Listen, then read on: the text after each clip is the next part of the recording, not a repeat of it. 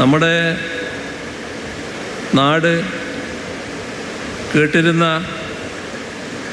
ഏറ്റവും പ്രധാനപ്പെട്ട ആക്ഷേപം ഇവിടെ പല കാര്യങ്ങളും നടക്കില്ല,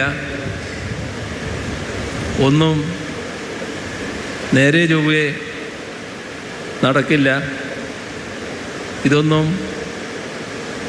കേരളത്തിന് പറ്റിയ കാര്യമല്ല എന്നൊക്കെ പറഞ്ഞുകൊണ്ട് നമ്മളെ ആക്ഷേപിച്ചവരും പരിഹസിച്ചവരുമുണ്ടായിരുന്നു. പക്ഷേ ആ ആക്ഷേപങ്ങൾക്കും പരിഹാസങ്ങൾക്കും നമ്മൾ മറുപടി നൽകിയത് ഇതുപോലുള്ള അനേകം പദ്ധതികൾ യാഥാർത്ഥ്യമാക്കിക്കൊണ്ടാണ്. ഇവിടെ പലതും നടക്കും എന്ന് തന്നെ എല്ലാവരും പൂർണ്ണമായി ഉൾക്കൊള്ളുന്ന അവസ്ഥയിലേക്ക് മാറ്റാൻ നമുക്ക് കഴിയും.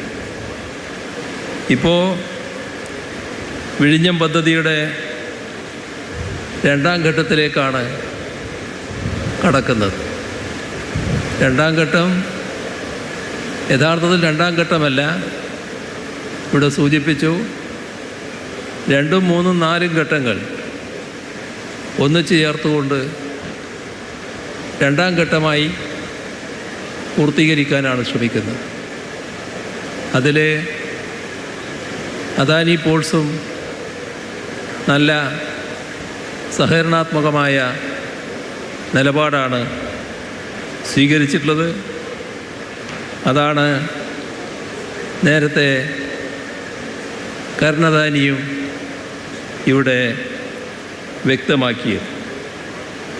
ഇവിടെ നാം കാണേണ്ട കാര്യം, ഒന്നാം ഘട്ടം കഴിഞ്ഞപ്പോൾ തന്നെ വിഴിഞ്ഞം തുറമുഖം കേരളത്തിൻ്റെ ഏറ്റവും പ്രധാനപ്പെട്ട സാമ്പത്തിക നട്ടെല്ലായി മാറിക്കഴിഞ്ഞിട്ടുണ്ട്.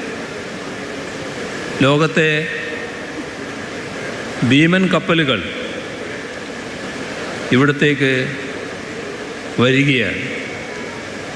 നേരത്തെ കൊളംബോ, സിംഗപ്പൂർ മുതലായ ഇടങ്ങളിൽ മാത്രം പോയിരുന്ന കപ്പലുകളാണ് ഇവിടത്തേക്ക് വരുന്നത്. അതിൻ്റെ ഭാഗമായി നമ്മുടെ യുവാക്കൾക്ക് കൂടുതൽ തൊഴിലവസരം ലഭ്യമാക്കാനാകും. വലിയ തോതിലുള്ള പ്രാദേശിക വികസനവും ഇതിൻ്റെ ഭാഗമായി ഉണ്ടാകും. ഇവിടെ മാത്രമല്ല, കേരളത്തിനാകെ ഇതിൻ്റേതായ ഗുണം ലഭിക്കാൻ പോവുകയാണ്. ഇപ്പോൾ ചരക്ക് നീക്കത്തിന് നാം നേരത്തെ മറ്റുള്ളവരെ ആശ്രയിച്ചതായിരുന്നു. ആ കാലം അവസാനിച്ചിരിക്കുന്നു. ഇന്ത്യയുടെ ലോജിസ്റ്റിക് മേഖലയിൽ കേരളം ഇന്ന് ഒരു പ്രധാന ശക്തിയായി മാറാനാണ് പോകുന്നത്. ഇതൊരു വെറും പറച്ചിലല്ല, നാം കൺമുന്നിൽ കാണുന്ന യാഥാർത്ഥ്യമാണ്.